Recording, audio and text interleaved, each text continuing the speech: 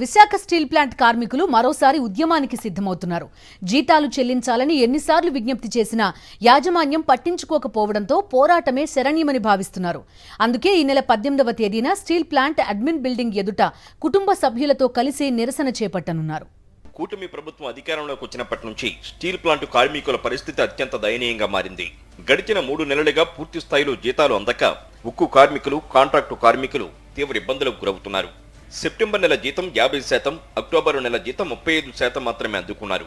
November, December నెల జీతం ఇంకా అందక ఉక్కు కార్మికులు తీవ్ర మానసిక వేదనకు గురవుతున్నారు. తమకు పూర్తి స్థాయిలో జీతాలు చెల్లించాలని యాజమాన్యానికి ఎన్నిసార్లు విజ్ఞప్తి చేసినా పట్టించుకోవడం లేదంటూ ఆవేదన వ్యక్తం చేస్తున్నారు.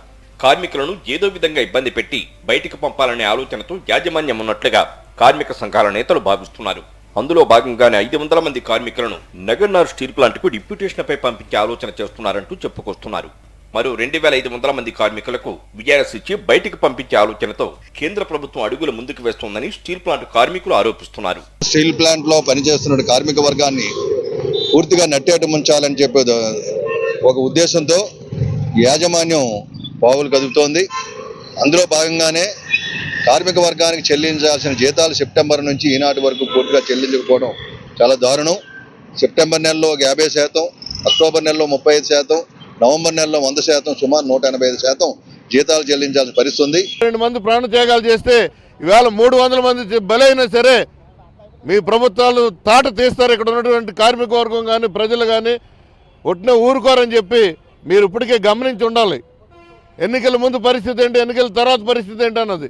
స్టీల్ ప్లాంటును కాపాడుతామని అధికారంలోకి వచ్చిన కూటమి నేతలు తాజా పరిణామాలపై స్పందించడం లేదంటూ ఉక్కు కార్మికులు మండిపడుతున్నారు. దీంతో చేసేదేమీ లేక పోరాటమే శరణ్యమని భావించి మరోసారి ఉద్యమానికి సిద్ధమవుతున్నారు. ఈ నెల 18వ తేదీన ఉక్కు పరిశ్రమ అడ్మిన్ బిల్డింగ్ ముందు కార్మికుల కుటుంబాలతో పెద్ద ఎత్తున నిరసన కార్యక్రమం చేపట్టేందుకు నిర్ణయించుకున్నారు. జీతాలు చెల్లించకపోతే తాము ఎలా బతకాలో సమాధానం చెప్పాలని కేంద్ర, రాష్ట్ర ప్రభుత్వాలను నిలదీయనున్నారు. అందుకు అనుగుణంగా ఇప్పటికే ప్రణాళికలు సిద్ధం చేసుకున్నారు. పోరాటాన్ని జయప్రదం చేయాలని ప్రజా సంఘాలను కూడా కోరారు. తక్షణమే జీతాలివ్వడమే కాకుండా ప్లాంటును పరిరక్షించాలనే డిమాండ్తో నిరసన చేపట్టనున్నారు.